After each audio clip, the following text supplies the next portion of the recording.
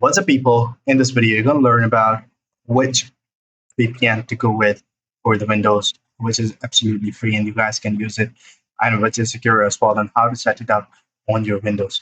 So first thing first, we're going to download this VPN, which is known as Proton VPN. It's a good one with a net shield built in and native inside of it, and it comes with a Windows, Mac OS, Android, iOS, Linux, Chrome, Firefox, Chromebook, Android TV, and Fire TV applications.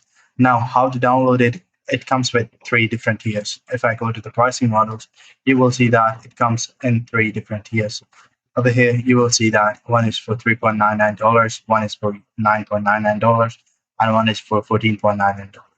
But there is also one which is free. If you come down here, you will see that there is only one which is free absolutely. So first you have to log in with your account and then go to the downloads option. It will show you something like this. Just click on the Windows one and you will see this one. And once you have downloaded the setup, run it up, and you will see this screen once you have loaded. So what you guys have to do is to just simply click on connect option, and it will simply go ahead and connect to the address which is available, and it have very less server load.